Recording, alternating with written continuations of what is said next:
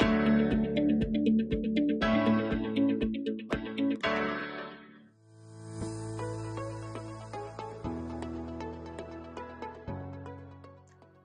Everyone. अपनी पिछली कुछ वीडियो में हमने बात की अबाउट डिफरेंट मैनेजमेंट थ्योरीज की और हमने समझा कि किसी भी ऑर्गेनाइजेशन की सक्सेस के लिए मैनेजमेंट की क्या इंपॉर्टेंस है और किसी भी ऑर्गेनाइजेशन को कैसे मैनेज किया जाए। लेकिन जैसा कि हम जानते हैं कि वर्ल्ड बहुत तेजी से चेंज हो रहा है, यहाँ पर डिफरेंट तरह की टेक्नोलॉजीज आ रही हैं, तो इसी के कारण मैनेजमेंट की थ्योरीज भी और मैनेजमेंट का वर्क भी धीरे धीरे चेंज हो रहा है। जैसे कि आप देख सकते हैं कि आर्टिफिशियल इंटेलिजेंस ने आज के टाइम में मैनेजमेंट प्रैक्टिसेस में बहुत सारे चेंजेस लाए हैं। आइए आज हम इन चेंजेस के बारे में देखते हैं और देखते हैं कि कैसे कैसे मैनेजमेंट प्रैक्टिसेस धीरे धीरे बदलती जा रही हैं। सबसे पहले हम बात करेंगे आर्टिफिशियल इंटेलिजेंस एंड ऑटोमेशन की।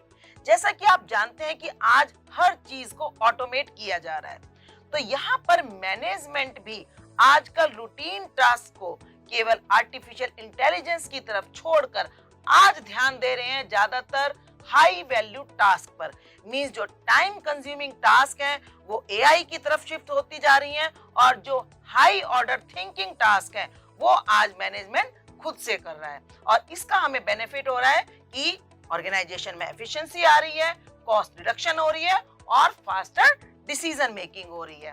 अब हम देख सकते हैं कि एआई पॉसिबल बना पा रहा है चीजों को रियल टाइम ट्रैक करने में, डेटा एनालिसिस में एंड डिसीजन मेकिंग में।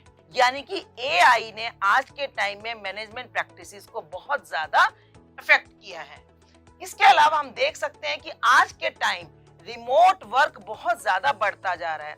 स्पेशली कोविड के बाद से ज्यादातर ऑर्गेनाइजेशंस अपने एम्प्लॉइज को रिमोट रूप में वर्क करने की फैसिलिटी दे रही हैं। ज्यादातर जो प्रोडक्ट हैं वो क्लाउड बेस्ड प्रोजेक्ट मैनेजमेंट किया जा रहा है और डिफरेंट टूल्स को अपनाकर मैनेजमेंट टीम डिफरेंट लोकेशंस पर प्रोजेक्ट्स को मैनेज कर पा रही हैं। आजकल वर्क फ्रॉम होम बहुत ज्यादा बढ़ चुका है, जिसकी वजह से अब रिमोट वर्क को मैनेज करना भी मैनेजमेंट के लिए एक टास्क बन चुका है। इसके अलावा आज के टाइम में जब सब चीजें आर्टिफिशियल इंटेलिजेंस बेस्ड है, रिमोट वर्क किया जा रहा है, तो उस वक्त इमोशनल इंटेलिजेंस पर वर्क करना भी मैनेजमेंट के लिए बहुत जरूरी है। वो उनके लिए जरूरी है कि वो अपने टीम डायनामिक्स को समझें, साथ में अपने टीम मेंबर्स के साथ एम्पैथी शो करें और अपने टीम मेंबर्स को एंगेज रखें इन डिफरेंट टास्क। इसी के साथ डेटा ड्रिवन जो प्रोजेक्ट मैनेजमेंट टेक्निक्स आ रही हैं, यानी कि यूजिंग एनालिटिक्स, हम एआई का यूज करके जो हम डेटा एनालिटिक्स कर रहे हैं और उसके बेस पर जो डिसीजंस ले रहे हैं, इससे डिसीजंस ज्यादा इन्फॉर्म्ड हो रहे हैं और हम अपने प्रोजेक्ट की प्रोग्रेस को ज्यादा बेटर तरीके से ट्रैक कर पा रहे हैं। और इसी के कारण जो पोटेंशियल इश्यूज हैं उनको भी हम अर्लियर आइडेंटिफाई करके उनको इजीली सॉल्व कर पाते हैं। इसी तरह से हाइब्रिड प्रोजेक्ट का जमाना है।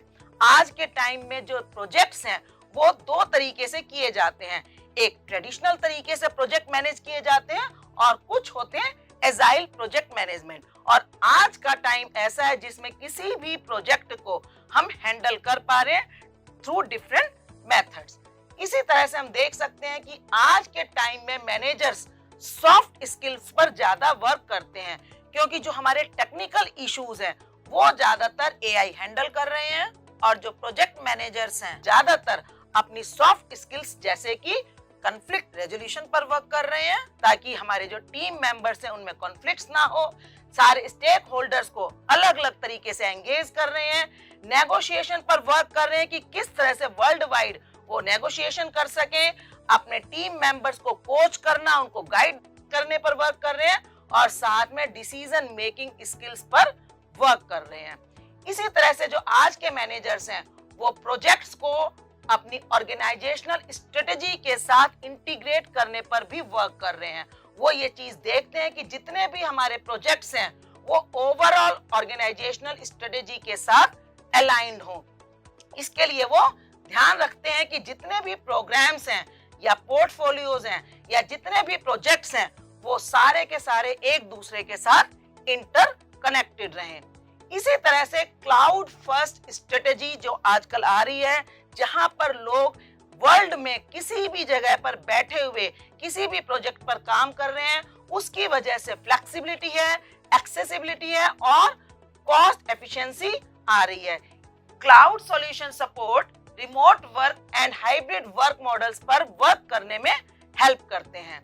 इसी तरह से आज के टाइम में जब सब कुछ इतना मशीनी हो गया है, बहुत ज्यादा आर्टिफिशियल इंटेलिजेंस, आपस में लोगों का मिलना बहुत कम हो गया है, बातचीत कम हो गई है, तो आज के मैनेजर्स को मेंटल हेल्थ पर भी बहुत ज्यादा ध्यान देना पड़ता है। और इसके लिए जरूरी है कि फ्लेक्सिबल वर्क शेड्यूल्स बनाए जाएं, wellness programmes time to time arrange किए जाएं और साथ ही मेंटल हेल्थ सपोर्ट के लिए कुछ पॉलिसीज बनाई जाएं। और जब इतना सब कुछ हो रहा है, इतनी तेजी से चेंजेस आ रहे हैं, तो आज के मैनेजर्स को चेंजेस को लाना भी सीखना पड़ता है, यानी कि किस तरह से ऑर्गेनाइजेशन किसी भी चेंज को एडेप्ट करे, इसके ऊपर भी मैनेजर्स को ध्यान देना पड़ता है। क्योंकि जो भी चेंज आता है उससे कोई ना कोई डिसरप्शंस आती है और जो चेंजेस हैं वो इफेक्टिवली ऑर्गेनाइजेशन में लगाए जा सके। इसके लिए उन्हें इंश्योर करना होता है कि जो भी ट्रांजिशन हो वो बहुत ही स्मूथली हो, और खास तौर पर जब रिमोट और हाइब्रिड वर्क मॉडल ऑर्गेनाइजेशन ने फॉलो किया हो। अब इन सब चीजों के कारण एक बहुत ही बड़ा इशू आता है, दैट इज साइबर सिक्योरिटी। आज के मैनेजर्स को फिजिकल सिक्योरिटी के साथ साथ साइबर सिक्योरिटी पर भी ध्यान देना पड़ता है। आज के टाइम में हम देख रहे हैं बहुत ज्यादा साइबर थ्रेट्स आ रहे हैं, बहुत ज्यादा डेटा लीकेज की प्रॉब्लम है, तो इसके लिए मैनेजर्स को लगातार अपनी आईटी टीम के साथ और साइबर सिक्योरिटी डिपार्टमेंट के साथ कोलैबोरेट करना होता है और ये इंश्योर करना होता है कि ऑर्गेनाइजेशन की जो डेटा की प्रॉब्लम है वो किसी भी तरह से डेटा लीक ना हो और किसी भी तरह से ऑर्गेनाइजेशन को कोई साइबर अटैक ना हो सके। तो इस तरह से आपने देखा कि आज के मैनेजर की जो टास्क हैं वो ट्रेडिशनल मैनेजर की अपेक्षा डिफरेंट टाइप की हो चुकी हैं और उसको डिफरेंट टाइप के चैलेंजेस फेस करने होते हैं। तो आज की टास्क भी आपकी इसी से रिलेटेड है। आपको कोई भी एक इमर्जिंग ट्रेंड चूज करना है और एक अराउंड 200 वर्ड्स का रिस्पॉन्स दिखाना है कि ये शो करते हुए कि किस तरह से ये ट्रेंड फ्यूचर मैनेजमेंट के लिए इम्पोर्टेंट है और ये मैनेजर्स के लिए क्या क्या चैलेंजेस लेकर आ रहा है। उम्मीद करती हूँ आपको बदलते हुए मैनेजमेंट को समझने में जरूर हेल्प हुई होगी और इसी तरह की वीडियोस लेकर मैं आपसे मिलती रहूंगी। तब तक के लिए हैप्पी लर्निंग।